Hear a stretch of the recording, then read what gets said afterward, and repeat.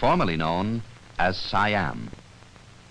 Thailand means land of the free. It is a strange, exotic land, north of Malaya, east of Burma, and west of Indochina. A land of strange contrasts in the faraway Orient. Here we have the only independent, absolute monarchy existing today. Yet the people enjoy as much freedom as they do anywhere else in the world. And here we have a strange mixture of East and West. Ancient, colorful ceremonies side by side with the most modern mechanical improvements. You would feel at home here, as I do, for the Siamese are a friendly, happy people.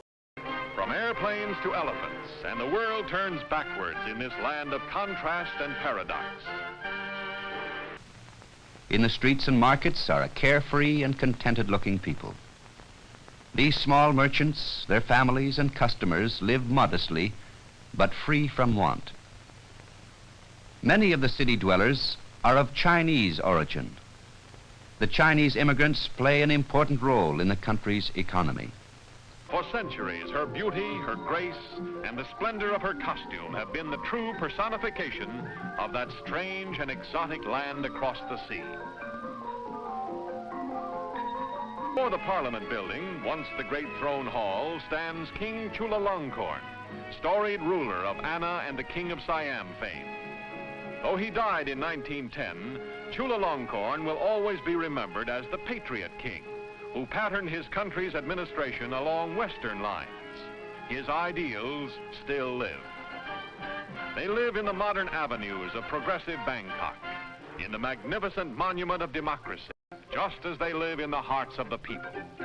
For Thailand today is a democratic outpost in highly strategic Southeast Asia. Legendary figures like these giant demons glitter with colored tile and precious stones. The demons are supposed to guard the temple from evil spirits. In the 1930s, France was granted a mining concession in the nearby jungle. In recent years, the narrow lanes of the ancient city have given way to wide boulevards, capable of accommodating the heavy city traffic. Roads up country from Bangkok have been slow in developing, and so the rivers are the main highways. We used to live together as a community. Neighbors would eat together, rent farmland to work, find food and fish from nearby together. What we used to have has disappeared. At mealtime, the family often eats on the ground outside their house, which has been covered with rice straw. Fish adds variety and necessary protein to the daily diet of rice. In Thailand, many people now use spoons and forks instead of the chopsticks or fingers. Efficient administration takes care of the needs of a growing nation. We've complied with all the conditions, we've ticked all the boxes, and in our view, we're absolutely compliant with all of the requirements to renew that licence. But there's an active campaign to pressure the government into not renewing the licence. Protesters also want the government to reconsider proposed changes to the Mineral Act. They say the changes will make it easier for companies to have licenses granted without consulting local people. Rice, great staple crop of the Oriental world, and in some places, in most Oriental lands, still harvested by hand and the sweat of the rice farmer's brow.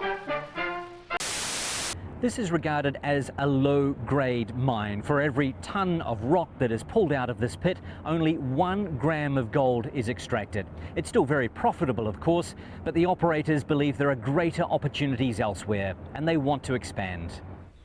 Some people are unhappy with that because they say they're being poisoned. Protesters say dangerously high levels of naturally occurring elements are released into the atmosphere during the mining process. It's the big game Oriental style, with its own traditional rivalry. Gold dust is buried in the bed of this river, and it's within easy reach. Using basic tools, panners separate the precious metal from soil deposits. I have a little under 1 gram. It's worth 15 euros. Gold prices have increased, so with this I can buy food. Villagers who until last year made a living from tourism are now panning for gold, using techniques developed by their ancestors. Each member of the family has his own job to do. Bunchu made the plough, which he carries on his shoulders. It is not unlike the plough his ancestors used generations ago. We use our hands. There are no machines. It's physical work. This rod helps to remove the rocks, which we throw over there, and then the gold dust comes up with the soil. Threshing also often follows the old method, with the rice literally beaten into a large basket, while winnowing is reminiscent of biblical times. Large paddles are used to make the breeze that will separate the chaff from the grain.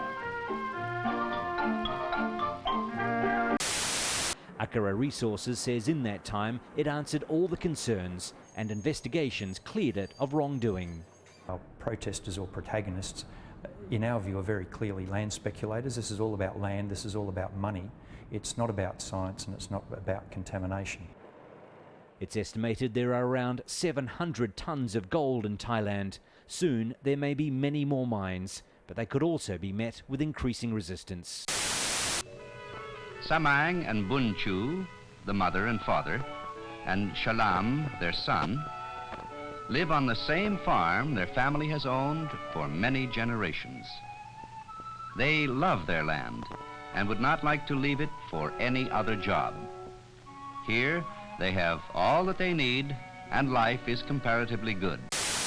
As we get older and pass on, at least we'll know that our children will always have enough to survive, thanks to the gold and the forest, mountains and rivers. Nature has given us plenty of gifts. And as for the game itself, it's real democratic action. And may the best team win. When the paddies are all ploughed, it is time to plant the rice. Bunchu and his family plant rice seedlings by hand. The seedlings have been grown in a seed bed. Then the healthiest plants were selected to be carefully planted in the paddies, one by one, each about the same distance apart from the other. In this way, Bunchu makes sure that his rice will grow evenly and yield a uniform and good crop.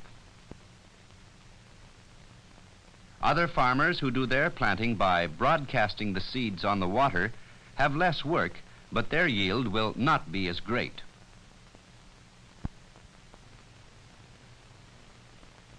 This rice will find its way to the markets of India, China, Japan, the West Indies, and other countries where it is needed.